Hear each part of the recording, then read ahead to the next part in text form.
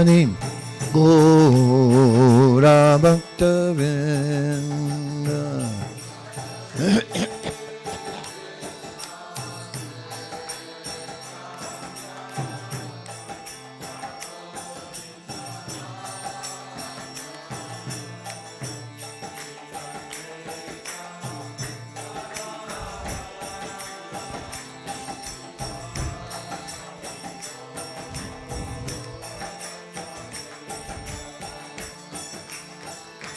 Hare Krishna, Hare Krishna, Krishna Krishna, Hare Hare, Hare Rama, Hare Rama, Rama Rama, Hare Hare.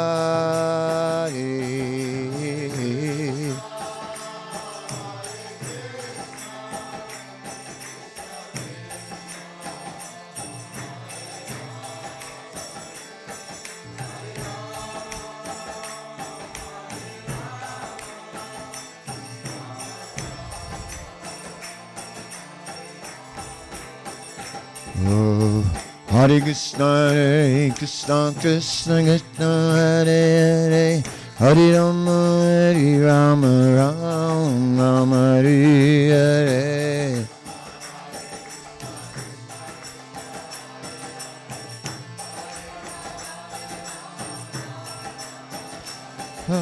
Hare Krishna, Krishna Krishna, Hare Hare, Hare Rama, Hare Rama, Rama Rama, Hare Hare.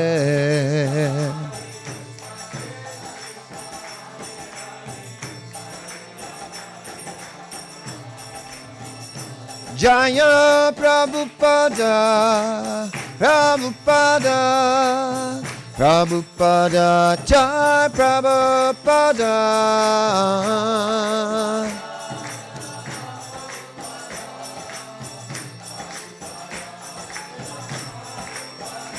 Prabhupada, Prabhupada, Prabhupada, Jaya Jaya Prabhupada.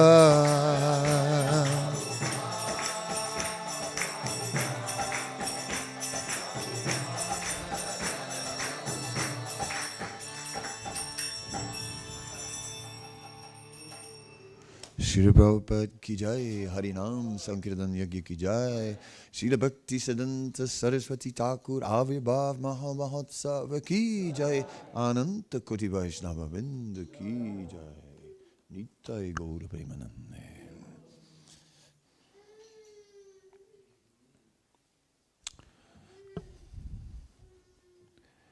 So today is the Transcendental Appearance Day of Jayam Vishnupad Paramahamsa Parivrajaka Stotra Sata Sisimat Srila Bhaktisiddhānta Sarasvatī Thakur Prabhupada.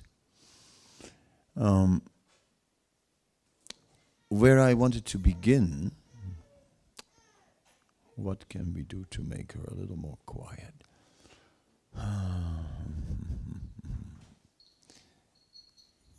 A little walk, you know, what to do. Srila Bhakti, what I wanted to begin with is that Srila Prabhupada once said, he said, if I have any good qualities, then it's just like the sun and the moon. Namely, the light of the sun is reflecting on the moon. The moon has no light of its own. And in the same way, if you see any good qualities in me, know them to be the reflection of the good qualities of my spiritual master. So I thought that is a nice start of our meditation on this day. Srila Bhaktisiddhānta Sarasvatī Thakur, the spiritual master of Srila Prabhupada. Srila Bhaktisiddhānta, being an absolute genius, right, with an intelligence so sharp, being so learned, and just just like such an incredible focus, such a powerful focus, that Srila Bhaktisiddhānta is a very formative personality. A personality who has given shape to this movement as we know it today. Many of the practices that we are following today, Srila Prabhupada just took it from his spiritual master. And that's what I wanted to kind of look at for a moment. How Srila Prabhupada was the representative of Srila Bhaktisiddhānta. At the same time, Srila Bhaktisiddhānta, he was very much the representative of Srila Bhaktivinoda Thakur. He was the son of Srila Bhaktivinoda Thakur. Srila Bhaktivinoda Thakur, he was a very broad-minded person. It was quite amazing how Bhaktivinoda Thakur was able to absorb all kinds of information, very broad. You know, like for example, he writes, Srila Bhaktivinoda Thakur wrote this book called Bhakti Tattva Viveka, which is a book that deals with Western philosophy. And he begins to enter into dialogue with Western philosophers. And I mean, he knows his stuff. He is very conversant with Western philosophy. And he gives his comments, he gives them their credits, and then he points out where they're lacking and establishes a better philosophy.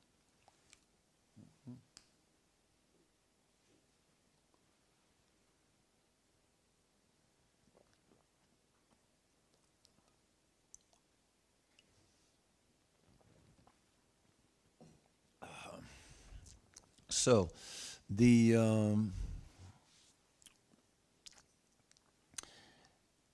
Srila Prabhupada, he followed all the standards that were set by his spiritual master.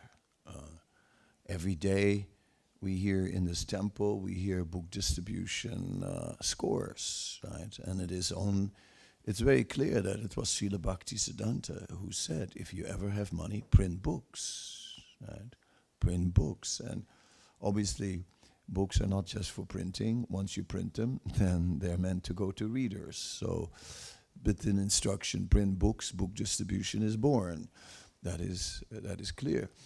At the time of Srila Bhaktisiddhānta, the Gaudiya Math was distributing many magazines. Now, as far as Srila Prabhupada's books, right, this movement is very much founded on the books of Srila Prabhupada, as the books of Srila Prabhupada give us the depth in this movement. But we should understand, as Srila Prabhupada was translating Srimad Bhagavatam, Prabhupada once said, I did not translate Srimad Bhagavatam. He said that Pradyumna did, his Sanskrit editor. Pradyumna was a disciple of Srila Prabhupada, is a disciple of Srila Prabhupada. And Pradyumna is an absolutely brilliant person. I mean, he is probably the most scholarly person that we ever had, very sharp in ISKCON. And he was Prabhupada's Sanskrit editor. And Prabhupada relied on him. And just Prabhupada was in the final days of his life. And Prabhupada had ahead of him an enormous task. He wanted to translate the entire Srimad Bhagavatam. That's not a small thing. 18,000 verses and commentaries, right? And digest all that. You know, a scholar could easily take 20 years for that. Right? And Prabhupada was giving a scholarly rendition of Srimad Bhagavatam. So Pradyumna helped, and Pradyumna made he did the editing of the verses. And Prabhupada focused on the purports. As he was writing the purports, Prabhupada had on his desk a book called the Gaudiya Bhasya. And the Gaudiya Bhasya was a book that was published by the Gaudiya Math under Srila Bhaktisiddhānta Sarasvatī Thakur, which included all the main commentaries of the Acharyas. So in this, and Prabhupada traveled everywhere with this book, and as he was getting ready to translate, they were placing the dictaphone on the table, and the Gaudiya Bhasya was there on the table. Not for the first canto, because at that time he was not yet there was not yet an organized movement. But even then he might have looked at the Gaudiya Bhasya, that we cannot exactly oversee how it went in those early days in Radha Damodar, as Prabhupada was translating in the hours of the night. But as we see later how there's a movement that evolved around Prabhupada, we're seeing that the Gaudiya Bhasya was very much there. So we should, of course, we find in Prabhupada's purports to the Bhagavatam, we find Prabhupada's voice, very much so. We find that Prabhupada gives his angle, gives his opinions, and so on, gives realizations. But we also see many references are referring back to the work of Srila Bhaktisiddhānta. When this commentator, that commentator, and so on, all that was already together in the Gaudiya Bhasya. Right? So Prabhupada was not trying to reinvent the wheel. Prabhupada was trying to be a disciple.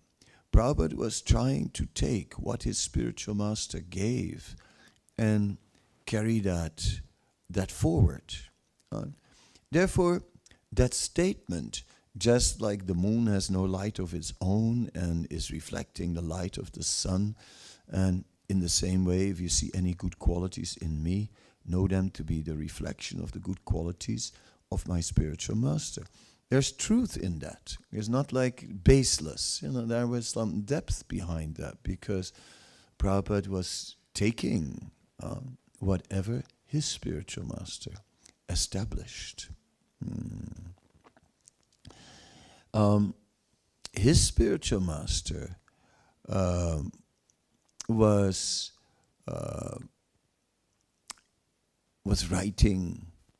writing books.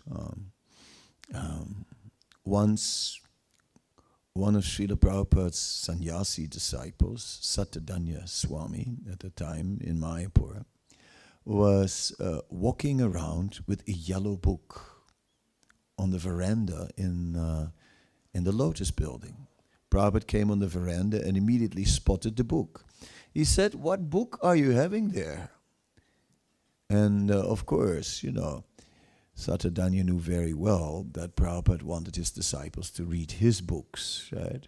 And no other books. He said, but he thought, this time I have him, because he said, "This is a book of your spiritual master, Srila Prabhupada." So, what can he say against that, right?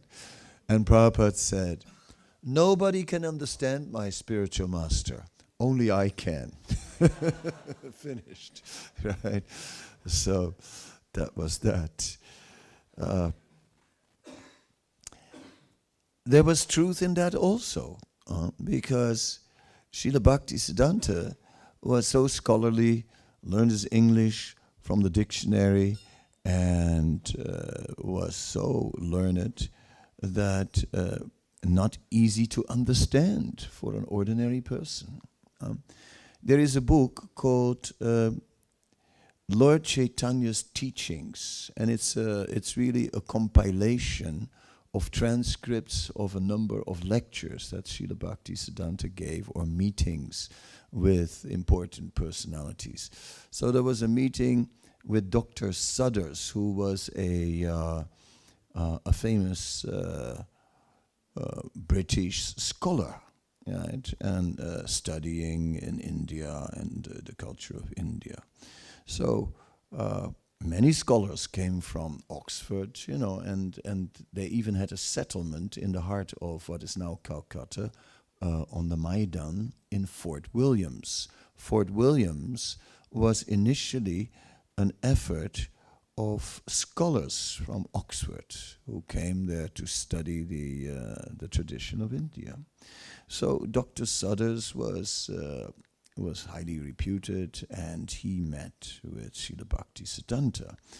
But Dr. Sudders, he was a little bit influenced by Christian doctrine, and he had objections. He said the immoral activities of Krishna when he is interacting with the gopis, right, are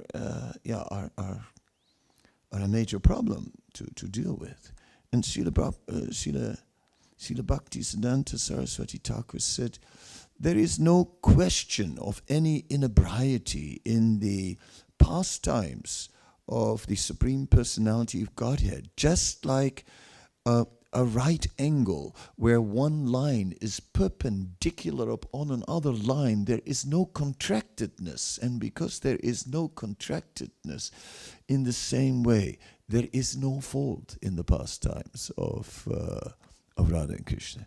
And the professor just changed the topic. It's like, it clearly didn't get it and didn't want to show it. It just went over his head. It may also go over our head. It even takes a certain command of English, perpendicular. It's when two lines are under a 90-degree angle, right? It's like perpendicular, right? So it said in such an angle there is no contractedness. Contractedness would be there if the angle would be any lesser degrees. There would be, but when the lines are perfectly straight, no contractedness. So he used a mathematical example that these pastimes have no fault. Just a mathematical metaphor, but that was enough to blow the professor out of the water. After that professor went everywhere and said, this Bhaktisiddhānta Sarasvatī is a very brilliant scholar. A very brilliant scholar. It was like, he was like greatly impressed. Yes. And of course, Bon Maharaj, who came and preached in Europe on Srila Bhaktisiddhānta's order, Srila Bhaktisiddhānta sent 3 personalities to London by ship. And they were Bhaktivilas Tirtha Maharaj, who was older and who came like a sannyasi. Bon Maharaj, he was he was young and he was full of energy, and he came booted and suited, as they say, or in crimy clothes. And he mixed.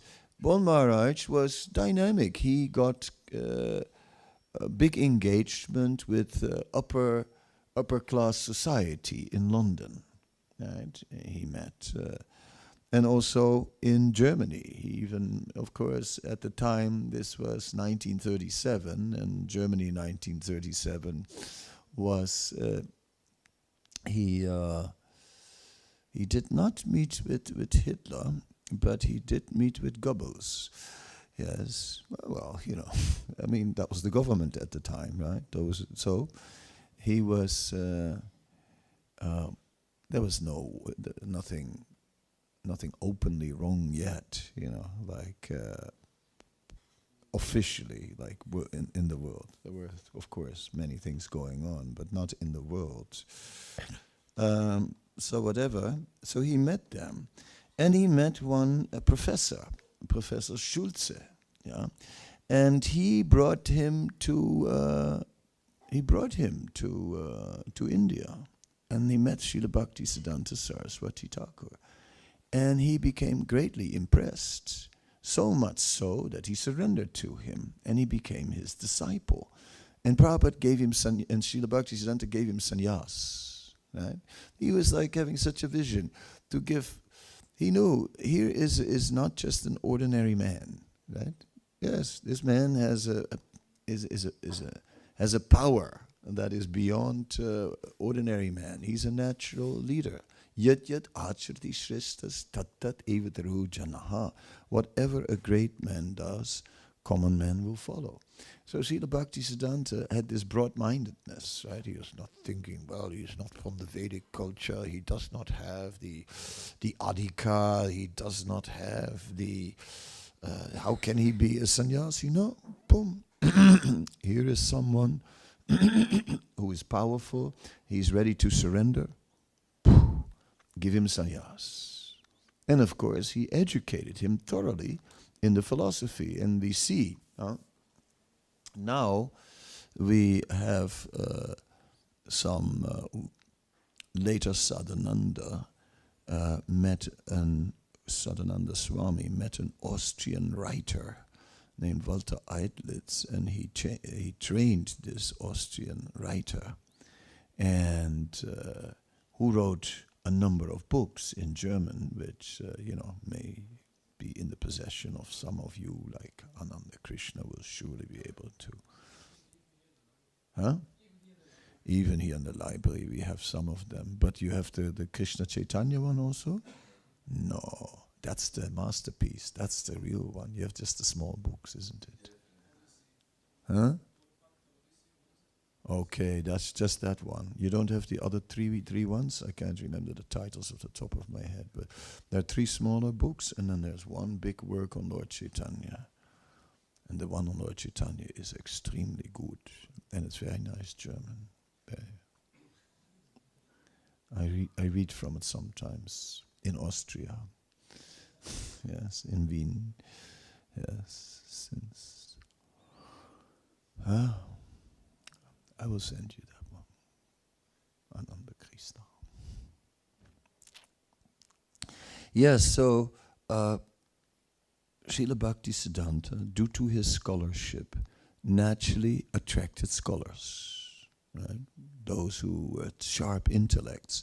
Just like in India, he attracted a professor from the Cuttack University named Sanyal, Nisikant Sanyal, and Professor Sanyal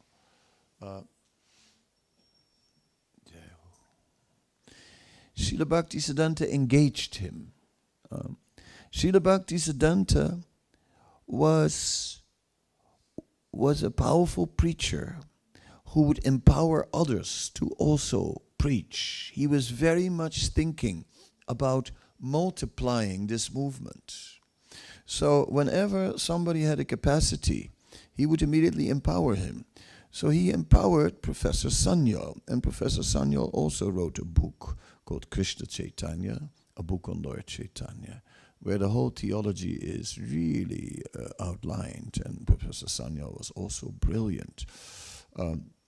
Very substantial work on Chaitanya Mahaprabhu, this book of Professor Sanyal as well. And then it is said that the purports of the Brahma Samhita, which are ascribed to Srila Bhaktisiddhānta, were not done by Srila Bhaktisiddhānta, but were done by Professor Sanyal on the order of Srila Prabhupada, of Srila Bhaktisiddhānta. So Srila Bhaktisiddhānta knew how to empower. He knew how to empower others, how to attract very qualified people. And he was great, giving them great responsibilities. Srila Bhaktisiddhānta, as the son of Bhaktivinoda Thakur, was the son of an author, because Srila Bhaktivinoda Thakur wrote about 100 books. So that's like incredible, and 100 books is like a huge number of books. So from his early age on, Srila Bhaktisiddhānta became involved in proofreading, in printing, and these days he would have been a BBT man, right? I mean, that kind of a person, completely dedicated to the books. Right?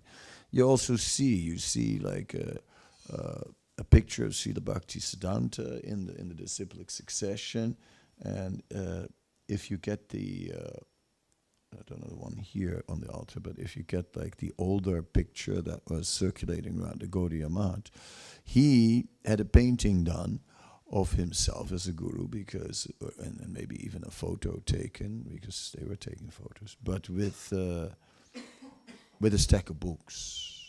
Right? That had to be there. That had to be there, because that's what he was, right? A person who represented the Shastra. Everything he said was based on Shastra. So Srila Bhaktisiddhānta, he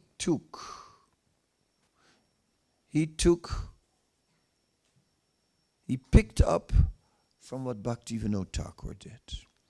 After Sri Caitanya Mahaprabhu, in Bengal, Krishna consciousness was developing in a quite spontaneous way. It was also the way it was preached. Because what happened was, when Lord Chaitanya took sannyas, his mother asked him to go to Jagannath Puri to stay there. He stayed in Jagannath Puri. Then he asked Lord Nityananda to go to Bengal to preach. So Lord Nityananda went to Bengal and preached, and Lord Nityananda preached through Harinam Sankirtan mainly. So in this way, his kirtans were so ecstatic, everybody just got swept up, and so many people became part of it. And people from all kinds of backgrounds, they were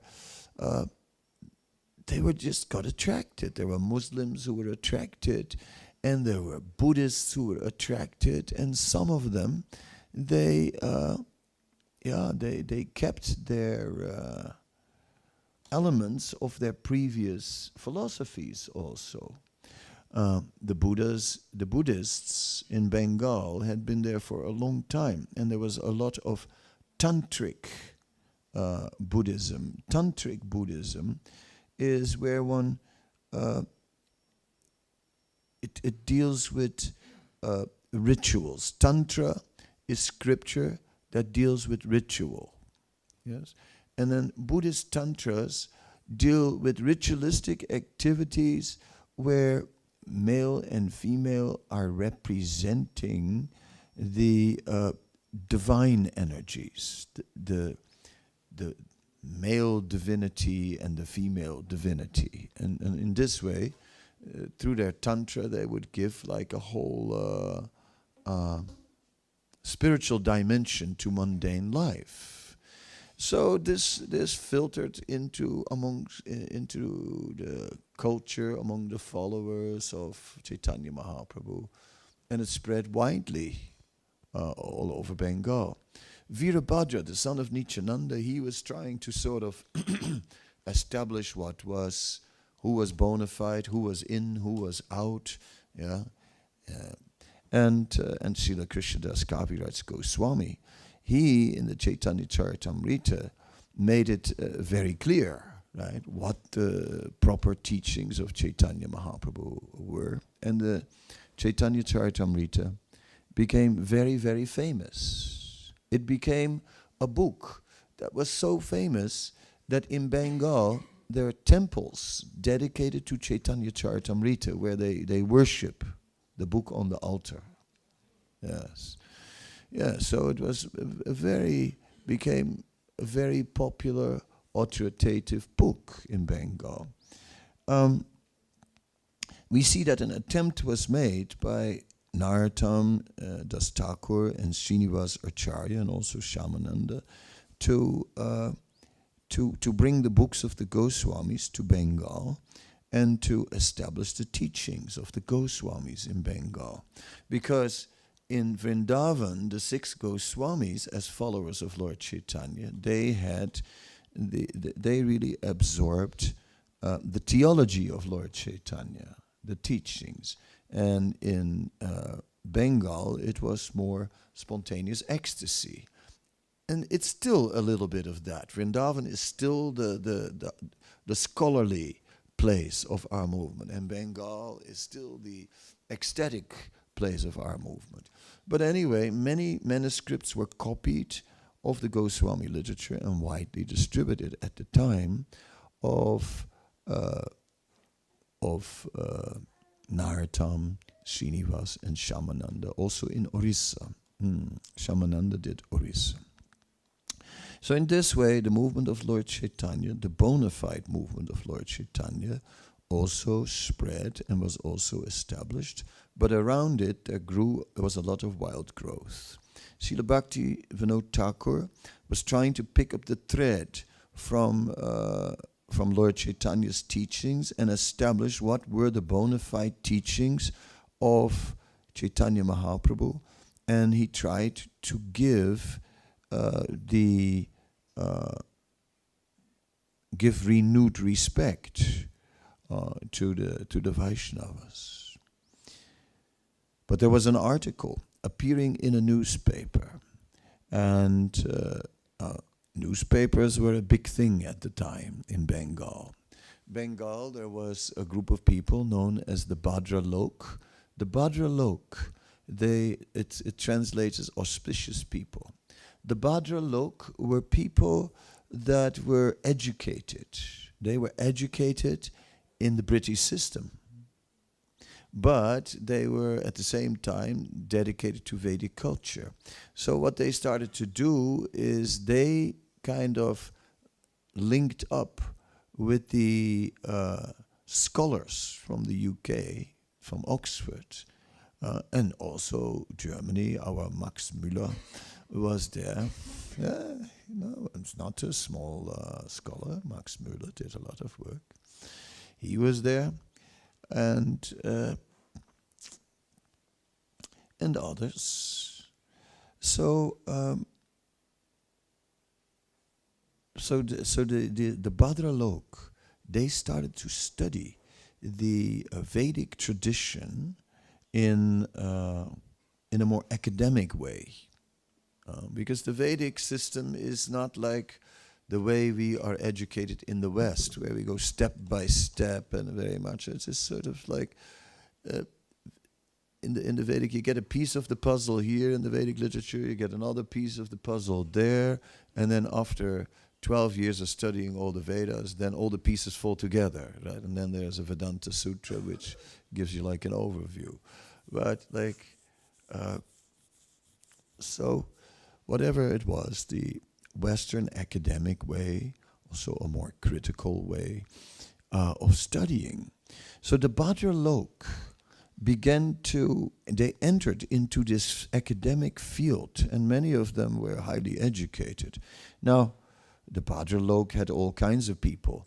It had impersonalists, it had demigod worshippers, and it had Vaishnavas, right? So Srila Bhaktivinoda and Srila Bhaktisiddhānta Sarasvatī Thakur were very much part of that culture of the Bhadralok. So there was a lot of intellectual life in Calcutta. Calcutta was a super important city in that time, we should understand, because there was no Suez Canal. There were no ships, that could go through Egypt, and then basically the ships had to come all the way around, right? All the way around the Cape of Africa, right? And then come up in the Indian Ocean, right? And then so Calcutta was the hub to deal with all of East Asia. All the East Asian countries, Indonesia, Malaysia, whatever else is behind, China, all was being dealt with from Calcutta. So therefore, Calcutta was the British capital it was the main place, it was the happening port. It's only after the Suez Canal was made that started to change, right? But prior to that, so Calcutta was also the cultural hub. And that is where Srila Bhaktisiddhānta and Srila Bhaktivinoda Thakur were active. And they were, Srila Bhaktisiddhānta grew up in the Ranaghat area, that is between Mayapur and Calcutta, but not too, maybe an hour outside what is now Calcutta. Calcutta was not what it is today. It didn't take full shape yet. It was like now many of the different villages in a, or settlements in a particular area have grown all together. But at that time, it was not all grown together yet. So Ranaghat was in a particular area, which was a happening area. Yes. Even today, you can see still the influence of Srila Bhaktisiddhānta is present strongly in Ranaghat. Yes, about and very nearby is the maternal village of Srila Bhaktivinoda Thakur. That's where his mother's family was residing.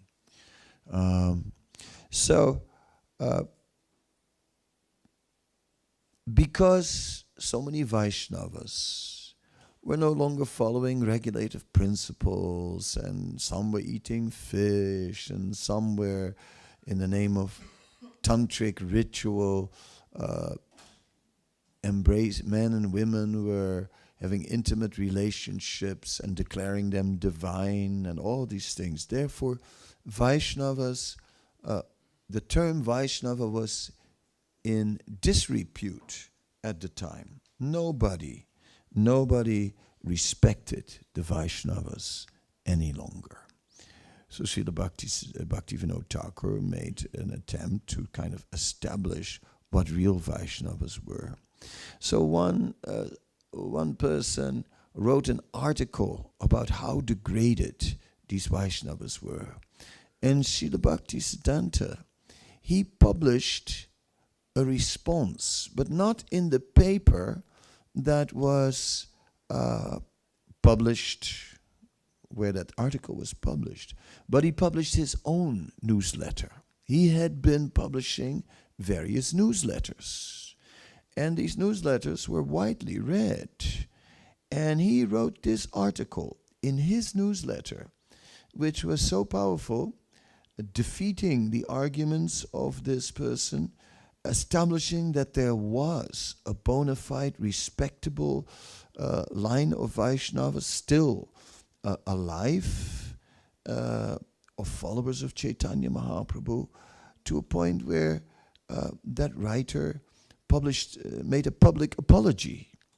So, how much did he engage, we are writing also, we have newsletters nowadays, so many, a little newsletter here, newsletter, and we had a great Janmashtami and so many people really. But the newsletters of Srila Bhaktisiddhānta, the Gaudiya Patrika, the Sajjana Toshani, later in English as the Harmonist, and many other publications, they were engaging, very much engaging with the people of the time. Srila Bhaktisiddhānta was right there, establishing his authority. He became famous. And then there was in the center or area of Calcutta was the Maidan. There was Fort Williams. And it was right there in the heart of the British city. Right? It was right there. North Calcutta was where all the Indians lived, and then there was an area where all the British lived, and right in the British area, there was the Maidan, and there the British constructed the Victoria Memorial, a large dome, to remember Queen Victoria. So, long live the Queen. And so the empire had established its glory. And right there, on the Maidan, Srila Bhaktisiddhānta made a huge one month festival. And he had many, many hectares of land. And on all these hectares, he put up many tents and exhibitions. Srila Bhaktisiddhānta used diorama exhibitions. He used, Bengal is famous for its for its clay artisans. There are ancient temples which are made with clay and clay panels, and they make figures in the clay, and these figures are like what you call bas relief. They stick out, so half of the wall, some figure comes out. They're expert at it. Srila Bhaktisiddhānta harnessed this Bengali culture, and he had many, many pastimes of the Bhagavatam made in the form of dioramas, in the form of statues, so that people could see. And there was a huge exhibition. People came. The whole thing was called the Theistic Exhibition. Then on the outside, Srila Bhaktisiddhānta invited representatives of each state in India, and they made exhibitions of all the culture of the state. The state of Gujarat, the state of Rajasthan, Karnataka, you name it. All the states of India had their culture on display. So people came to say, oh, India, Indian culture, oh, this is very nice. And then in the core of it, there was the spiritual culture of the Bhagavatam. That was there. And he had on 1 acre, he had a map of India in relief, made with cement. So there were hills, there were mountains, like rivers. The whole map of India was there on 1 acre. And you could walk through it, right? You walk past the Vindhya mountains, which are the mountains that divide India in the middle. You could walk past the Ganga, and like that. You could find all the places. And then in that, Srila Bhaktisiddhānta marked the journey that Sri Caitanya Mahaprabhu made when he went to South India. And he also showed the pilgrimage of Nityananda. So he had these two. So in this way, he just made things very, he made it very real, very kind of concrete, down on the ground, by making these journeys of Caitanya Mahaprabhu on a map. He made them famous, and he established Caitanya Mahaprabhu, what he did to all. Then at the same time, Srila Bhaktisiddhānta sent his disciples to the real places in India where Mahaprabhu went, and he had padas installed, footprints of Caitanya Mahaprabhu. Caitanya Mahaprabhu was very tall, so they say 7 feet, which is 210. So he was very tall, over 2 meters. And he had very large feet in that regard. So the padas, the footprints of Caitanya Mahaprabhu, are very large. And they are being installed in many places. That's all over. We see how these footprints are installed, and Srila Bhaktisiddhānta did that. Again, with a purpose to establish the glory of Caitanya Mahaprabhu all throughout India, by establishing the padas.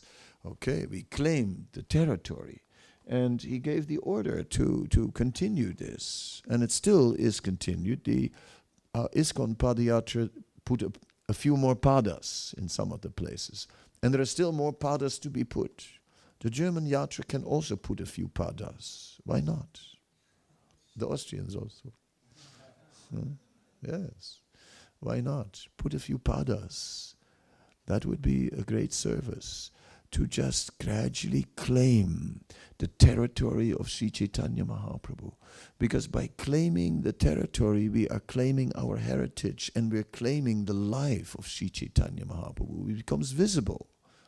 He was here. Just as Srila Prabhupada would say, Bhagavad Gita was spoken in Kurukshetra, and Kurukshetra is a railway station. It's a real place, Kurukshetra. You can go to Kurukshetra. Yes. So Srila Bhaktisiddhānta established all these places, and with that, he established the life and biography of Sri Caitanya Mahaprabhu as a fact. He did the same thing. Srila Bhaktivinoda Thakur basically did years of research, and finally he determined what was the birthplace of Caitanya Mahaprabhu in Sridhar Mayapur. It was a revolution because others were saying it was in Navadvip, across the river.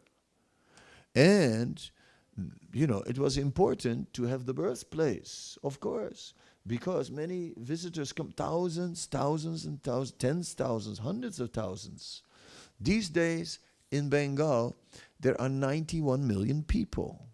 Right? So Bengal is like, a country comparable to Germany. You have to look at that. It's like, and that's West Bengal. Bangladesh has 180 million, right? Yes. So Bengal was cut into two pieces in 1947. And of course, at the time of Srila Bhaktisiddhānta, Bengal was one, right? So Bangladesh was still part of Bengal, and Srila Bhaktisiddhānta would travel in both. He would sometimes be in what is now Bangladesh. He was preaching there. That was also part of Bengal. He would go to Jessore. He would go to Dhaka. In Dhaka, he spoke for 1 month on the first verse of Bhagavatam, and he never repeated himself, not once. He just had more and more to explain, more and more to say for 1 month, and never repeated himself. Srila Bhaktisiddhānta was just like traveling all over these places, even traveled to Assam, right, which is beyond Bangladesh. If you go after Bangladesh, after East Bengal, then you get Assam. Many Bengalis live in Assam because it borders with Bengal, with Bangladesh. And after there, we had also what is now known as Myanmar, which was known as Cambodia, right? And Srila Bhaktisiddhānta also went to Cambodia to preach. So he covered quite some territory. And he traveled by train. When he traveled by train, when the train stopped in a station, the people would come. They would come to greet this great saint. And they had like a whole gathering on the railway platform, and they would just have a Guru Puja right there, right? They'd have Vyasa-san, they put him on there, they do the whole thing. Lots of garlands, like a serious Vyasa Puja. The train was being delayed by many hours, but no, that in India, chalega, that nobody cares. So that was no problem. And, yes, there's a great saint on the train. Yes. So everybody knew that he was coming. They were sending telegrams to the next city, and the next city was already waiting to receive him. So in this way, his fame spread all over India. I mean, his authority, like to understand that in India, Vedic authority was highly respected. In the 1930s, that was like something. When Srila Bhaktisiddhānta was preaching like a sannyasi, he was just powerful and all over India, greatly, greatly respected. Srila Bhaktisiddhānta, as an acharya, established his headquarters in Sridhar Mayapur, the Caitanya Mat. Even today, we can go and visit the Caitanya Mat. Now, Srila Bhaktisiddhānta, he had been there for a period of 10 years before he went to preach, and he had been there doing bhajan. When he did his bhajan, he did the same vow as Haridas Thakur, to chant 1 billion names at a rate of 300,000 a day, which, if you calculate, takes about 10 years to complete the 1 billion names at 300,000 a day. So Srila Bhaktisiddhānta was chanting 300,000 names a day. That's the same as 192 rounds, which is a serious number if you've ever tried it. 192 rounds every day. So he lived in a simple hut at the time. And in Mayapur it was raining. And when in Mayapur it rains what they call in English cats and dogs. It rains buckets. It's like it comes gushing down. And he's in a hut, and huts are not exactly 100% waterproof. So he was sitting in the hut chanting, and it was leaking like anything, and he just put up the umbrella and kept on chanting. So it's very austere. Anyway, he had made his hut in a place in Mayapur. In Mayapur, he took it as a mission to show the pastime places of Sri Caitanya Mahaprabhu in Mayapur. And he understood that Mayapur is non-different from Vrindavan, because Lord Chaitanya is non-different from Krishna. Therefore, Mayapur is non-different from Vrindavan. Therefore, Mayapur is Gupta Vrindavan. And so, he said, therefore, every holy place of Vrindavan has a replica in Mayapur. And so, he found 2 ponds and established them as Radhakund and Shyamakund, and that's where he made his residence, his hut, where he was chanting. And later, he developed his mat there. And that's where the Gaudiya mat, the Chaitanya mat, is developed. So they have they have Radhakund and Shyamakund. Then, when Srila Gaurkasuradas Babaji left, then there was a whole lot of commotion about his samadhi, and because Srila Gaurkasuradas Babaji was very renounced, and he had said that he should not be placed in samadhi. His body should just be dragged to the street, and just left somewhere near the Ganga. So some people said he must do that. That was his desire. But Srila Bhaktisiddhānta, he stood up and he said, if there is anyone, he said, who has not, amongst all of you, Babajis, if there is anyone who has not touched a woman in the last months, let him then now touch the body of a brahmachari like Srila Gaurkasuradas Babaji, or else be ruined. He said, if there's anyone who in the last week did not touch, then let them now touch the body of Srila Gaurkasuradas Babaji. If there's anyone who in the last 3 days has not touched the body of a woman, amongst you renunciants who have vowed to give up this world and sensual pleasures, if there's any amongst you who has not touched in the last 3 days, then now touch the body of Srila Gaurkasuradas Babaji, or else be ruined. Nobody touched the body. Nobody. Everyone was like, whoa. And Srila Bhaktisiddhānta took the body, placed it in samadhi. Later he moved the samadhi and put the samadhi in the Chaitanya mat.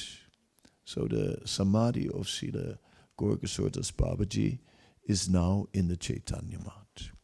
Then in the Chaitanya mat, his headquarters, Srila Bhaktisiddhānta, established a temple of Gandharvika Giridhari. This temple of Radha Krishna Gandharvika Giridhari is there today. And the special feature of this temple is that on 4 sides there are the 4 Sampradaya Acharyas. They are there, of the 4 bona fide Vaishnava Sampradayas. Because Srila Bhaktisiddhānta was pointing out that all the Vaishnava Sampradayas will in the future unite in the movement of Lord Chaitanya. And he had not only was he predicting this, he was trying to make this come true. Therefore, he invited scholars from the Ramanuja Sampradaya, scholars from the Madhva Sampradaya, and he engaged them to translate the works of their acharyas into Bengali, right? So that also the Bengalis would start to absorb these things, because Bengalis, they had no idea about South Indian philosophy. I mean, that was like, South India is like, it's somewhere, well, very, very far away, very, very far away. So that was part of another culture. That's like,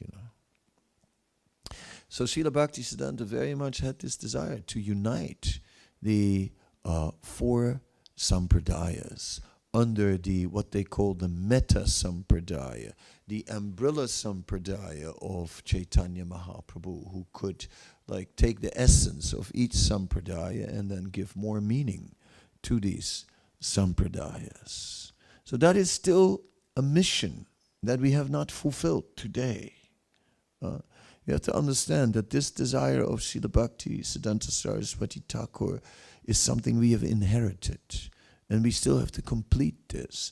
And we still have to establish Sri Caitanya Mahaprabhu Sampradaya as the most complete understanding, sort of as the crown on all the teachings that are found within the other Sampradayas.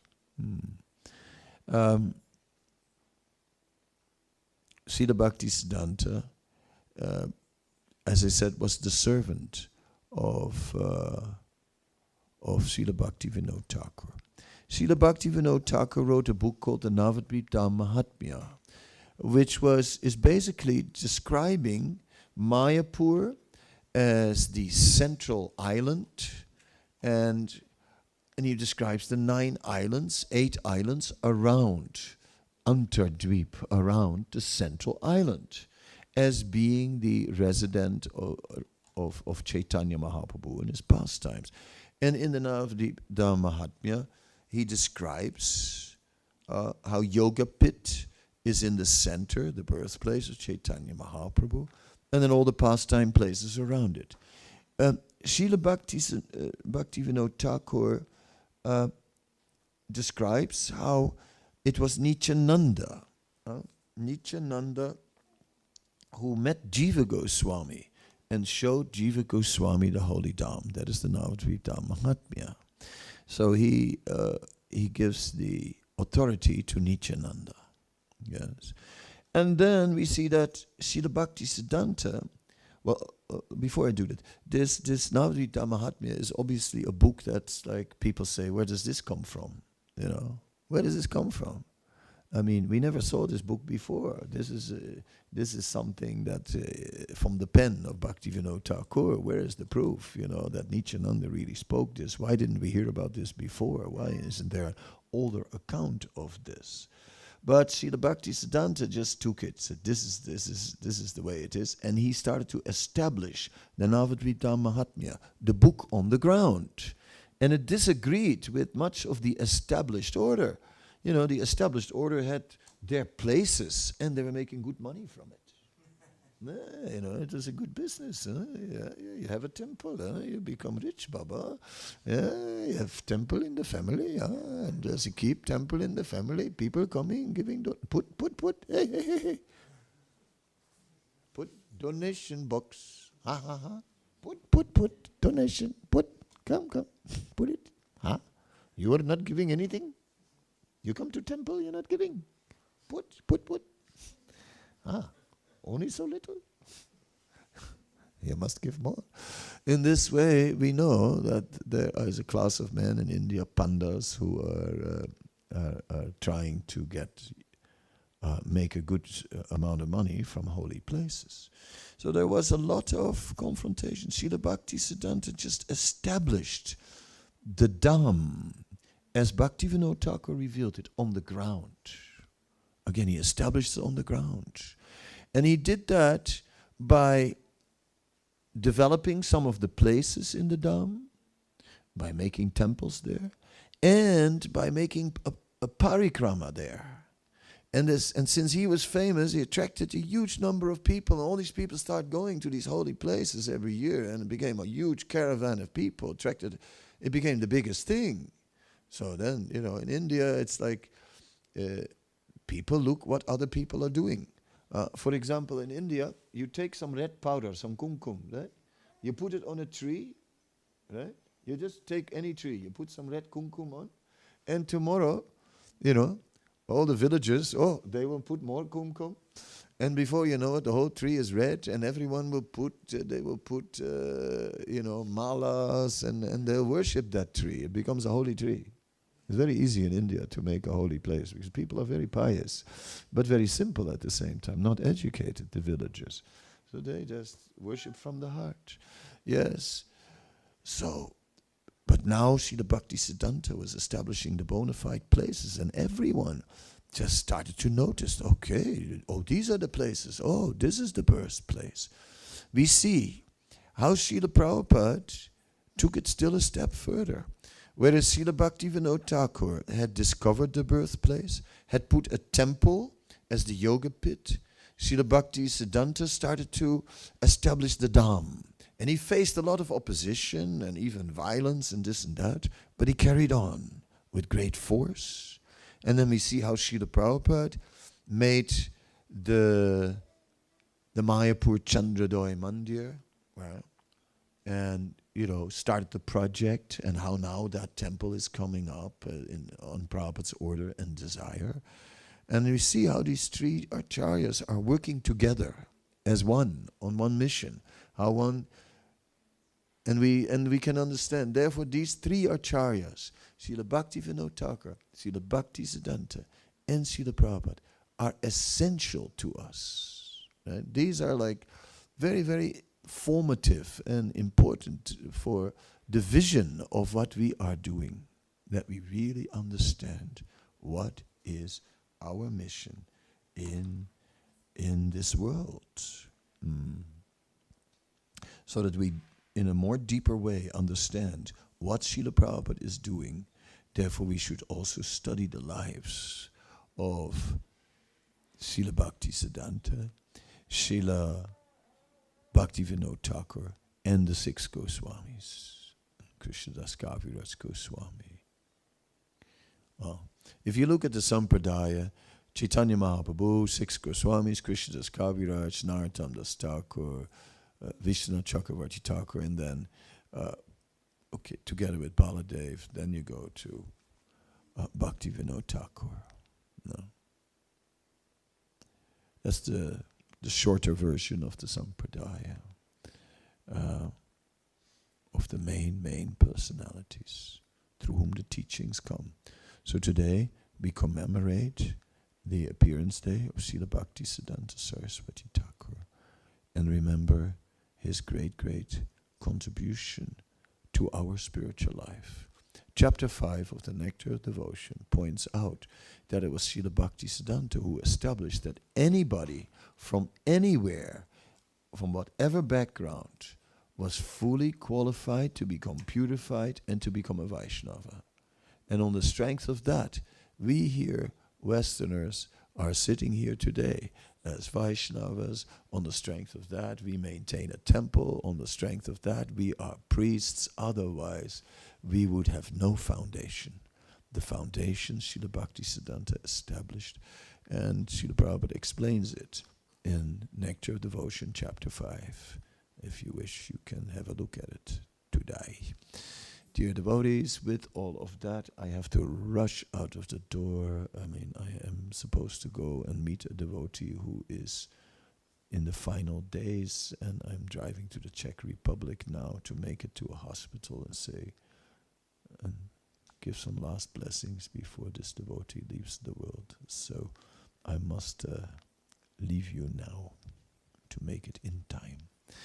But I thank you very much for your time. I'll be back here on Friday if you'll have me, and looking forward, but only staying for one night. Could give a lecture on Saturday if you would like. and then I will move on again. So, Srila Bhaktisiddhānta Sarasvatī Thakur, Srila Prabhupada ki jai, Srila Bhaktisiddhānta Avibhav Maha Mahotsava ki jai, Ananta Koti Vaishnava Vrinda ki jai.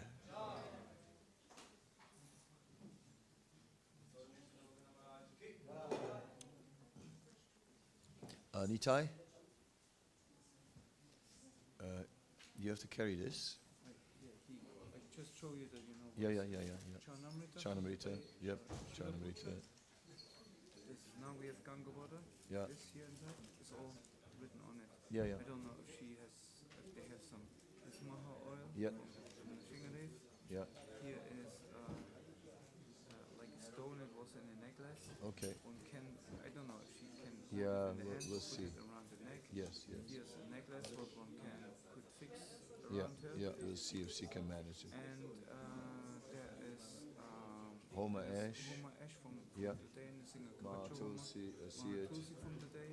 Maha. And Mahapusha, they are like this sugar. Okay. This candied sugar. I don't know if she can take it either. We'll see. Maybe she can put it in her mouth and Yeah, something. suckle on it or whatever. Some. Yeah, if that's possible. Otherwise, everybody will be happy. Sure. Okay, Nita, you carry it. I'm just quickly going in the bath before we go in the car.